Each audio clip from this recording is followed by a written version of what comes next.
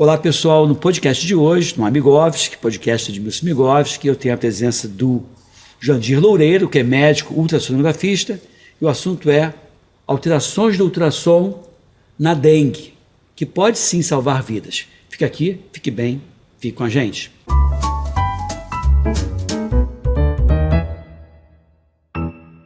Olá pessoal, estamos de volta aqui no Amigovski, podcast de Edmilson Migovski. Estou aqui hoje com o Dr. Jandir Loureiro, que é médico do grupo Médicos pela Vida, e também médico com uma especialização em ultrassonografia. Está falando de dengue, ultrassom, imagem. E aí eu abro esse bloco, Jandir, te perguntando, ultrassom no paciente com dengue é uma necessidade ou é uma coisa supérflua? Bom, eu não acho seja supérfluo.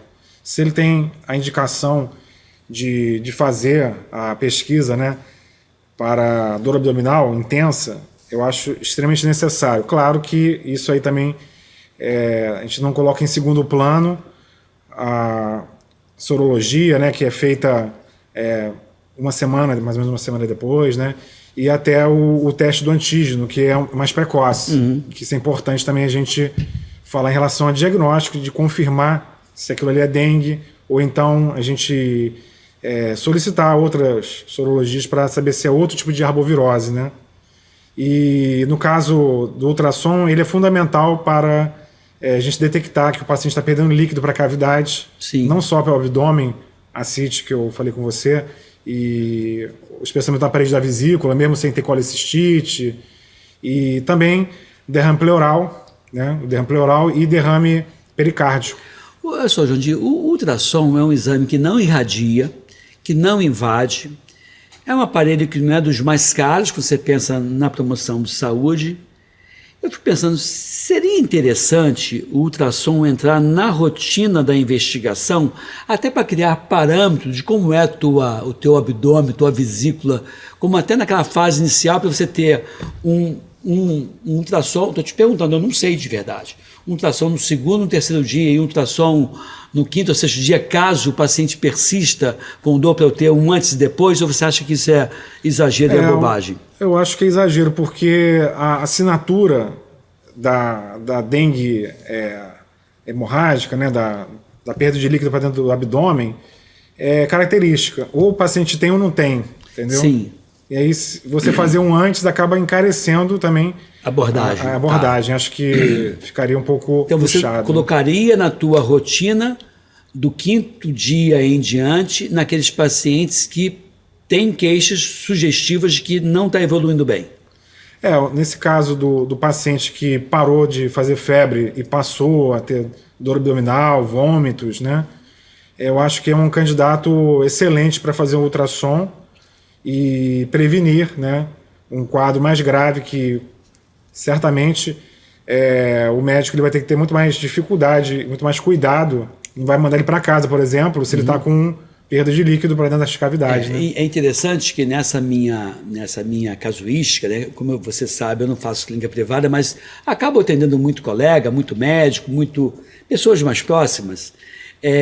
Eu oriento, eu até agora não pedi nenhum ultrassom abdominal, não que eu não julgue importante, e sim que eu não julguei necessário, porque ninguém evoluiu com esse quadro de quadro hemorrágico. Já tem um grupo grande de pessoas que foram tratadas. No meu protocolo eu faço com nitazoxanida. Quem tiver interesse ver isso, vai lá no meu canal no YouTube, eu botei inclusive lá um vídeo, diz assim, protocolo de tratamento imediato para médicos, porque eu não estou aqui para estimular a automedicação, eu tenho todo esse cuidado do mundo e digo, gente, eu estou falando isso, defendo isso, está aqui, mas não defendo a automedicação, porque o diagnóstico de dengue é bom que seja feito por médico, o acompanhamento tem que ser feito por médico, e até digo, olha, se você tem um médico, amigo seu, manda lá, quem está falando isso não é uma pessoa que não tenha competência, que não tenha responsabilidade, que não tenha uma formação acadêmica, estou falando com base, está aqui.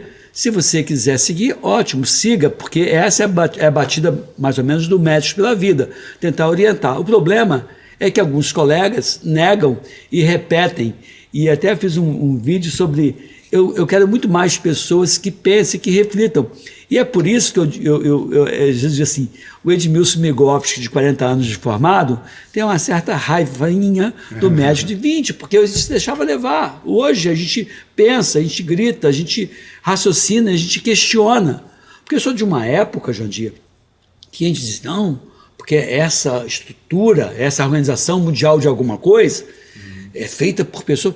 Gente, feita por pessoas que têm alguns interesses... Conflito de interesses, que tem... Financiado por... E que tem interesse político, né? Algumas vezes, e aí não é Deus, não é Deus, que é algo que não erra nunca. A gente está ouvindo os médicos da linha de frente, né? Que propõem soluções, né? Como você, como esse grupo aí, e tantos outros, como eu citei, esses grupos ao redor do mundo que estão empenhados no tratamento imediato. E o site, por exemplo, do Frontline Covid, né, é fundamental, é fantástico, porque também continua as reações adversas, né, aqueles produtos. Sim. E isso também complica, né? Que as pessoas estão negando que existe problema. Exatamente. Você acha hoje, assim, na questão da dengue, seria interessante ter essa estrutura de ultrassom na avaliação de uma complicação eventual? Primeira pergunta. Segunda pergunta, o Sistema Único de Saúde hoje está preparado para oferecer esse tipo de serviço para a população? Terceira pergunta, nesses centros que você vê de tratamento de reidratação de pacientes com dengue, tem o ultrassom como ferramenta diagnóstica para avaliar a complicação? Bom, que eu saiba não, né? Eu trabalho numa emergência na ultrassonografia e acabo recebendo pacientes, né, que têm alteração, que tem ascite, que tem... no hospital você trabalha? No hospital grande? Eu trabalho no Hospital Municipal de Rio das Ostras, né?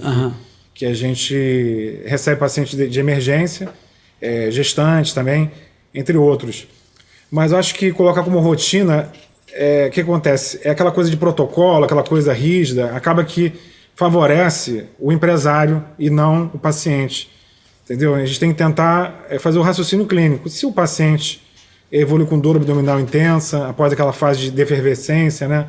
Aquela fase que a febre já foi embora ou está abrandando, e aí começa a chamar atenção a dor abdominal, os vômitos, aí é fundamental, entendeu? Quer dizer... Porque a questão é a seguinte, chega a ser um instrumento, um recurso que vai determinar, por exemplo, o paciente pode estar, do ponto de vista hemodinâmico, ok, não teria, a princípio, motivo para internar, plaqueta, sei lá, com 90 mil, 100 mil, mas não vai sangrar, a princípio, não tem febre, tem dor abdominal.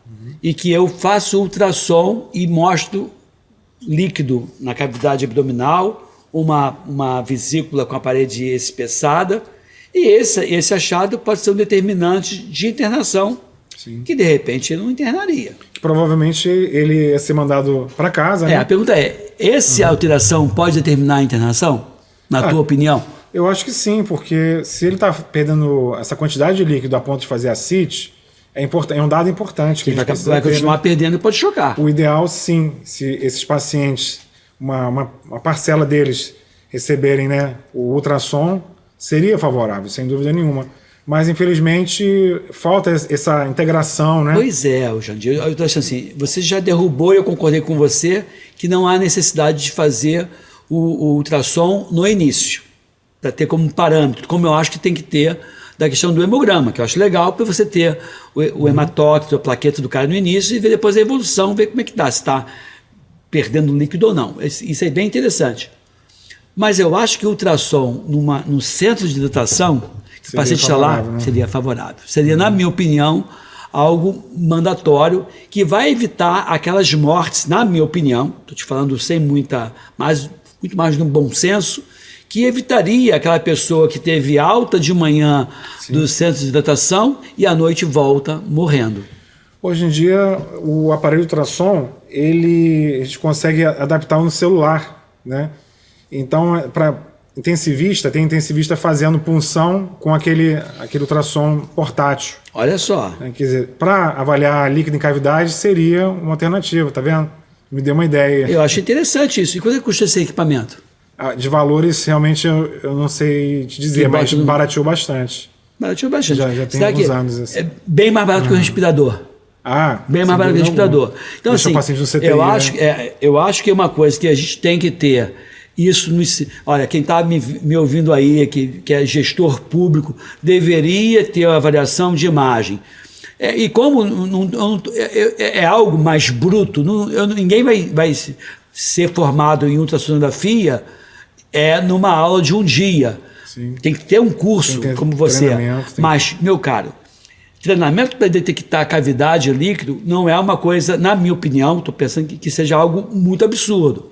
Se eu não tenho um Jandir em cada hospital, tem que capacitar aquele médico mais interessado em detectar isso, para que ele possa, até numa situação de triagem, detectando problema, pedir um ultrassom de alguém mais habilitado, que seria o teu caso, né, Jandir?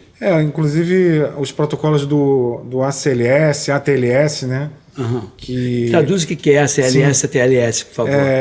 Aqueles protocolos de American Cardiology, são protocolos para poder fazer o ABC das vias aéreas. Reanimação cardiorrespiratória.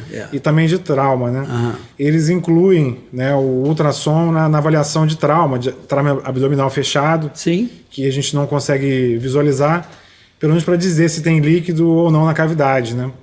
E aí seria uma ferramenta a mais para a dengue, por exemplo. Tá, né? então você, agora para te finalizar o nosso bate-papo, chegamos no final do nosso podcast, se você fosse hoje um gestor público, se você fosse hoje um agente que pudesse promover normas, leis, sugestões, você colocaria como médico o ultrassom dentro, ou a possibilidade de ultrassom nesses centros de hidratação oral, hidratação venosa no paciente com dengue, meu caro Jandir?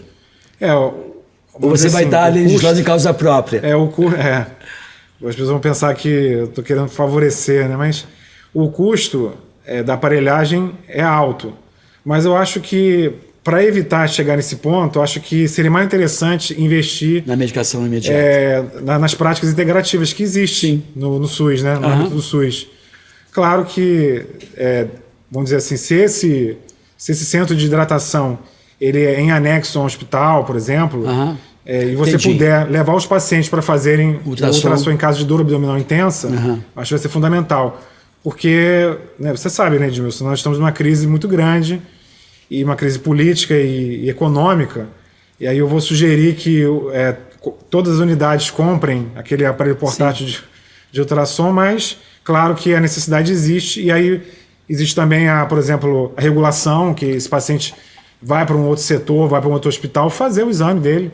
Né? O médico tem que ter... Desculpa, pode ter até um ultrassom móvel num carrinho e que a pessoa passa, porque o ultrassom é uma coisa que eu posso fazer agora, daqui a meia hora, daqui a uma hora. Nesses casos, não tem muito problema. Eu passo de manhã, faço ultrassom no posto tal, de tarde tal, e faço lá o ultrassom detectando problema. Eu como não faço ultrassom e não tenho interesse, não tenho conflito, se fosse alguém que fosse legislar, eu iria defender a colocação de ultrassom nesse centro de hidratação, ou alguma unidade móvel que pudesse fazer isso. Eu vou defender isso, se eu pudesse, eu vou defender. Gente, considerações finais aí, pra gente acabar o nosso podcast, e pedindo, de cara, que você dê teu like, que você propague esse vídeo, que você siga a gente aqui no Correio da Manhã, e siga a gente também no Edmilson Migoff no YouTube, siga também as redes do Jandir Loureiro, do Dr. Jandir Loureiro. Então, as considerações finais, meu caro Jandir. É uma honra muito grande estar aqui com você, Migoff, que nos prestigiou no primeiro congresso lá, Médicos pela Vida, que fez esse trabalho lá em Volta Redonda, e agora continua com essa divulgação de saúde e não doença, e continua essa luta, né? Continua ombreando com a gente do Movimento Médicos pela Vida. E é uma alegria muito grande estar aqui com você, poder levar essas informações para as pessoas, salvar vidas, porque são informações vitais, né, para aquela pessoa que está ali ouvindo. E agradecer, né, Migoff, de poder participar, né? E aí pedir para as pessoas acessarem o site do Médicos pela Vida. Vai aparecer aqui embaixo o site www.medicospelavida covid19.com.br. Inclusive teve uma live com a doutora Raíssa Soares, eu também participei. Isso, né? lá da Bahia, isso aí. E foi a primeira parte, né, da live, aí teve uma segunda, Isso. complementando, trazendo colegas que falaram do evento ADE, né, que justifica a dengue hemorrágica, como evitar. Então a gente vai continuar esse movimento a favor da vida e da liberdade. É isso aí, liberdade de expressão e liberdade é capaz de salvar vidas e conhecimento também. É isso aí, gente. Obrigado, Jandir. Obrigado, e aí, ó, Márcio. compartilhe, por favor. Fica aqui, fique bem. Queria te dar a canequinha. Obrigado. A caneca é sua, para quando você for tomar um drink, um café, lembra da gente. Fique aqui, fique bem, Obrigado. fique com a gente. Um abraço. Tchau, tchau.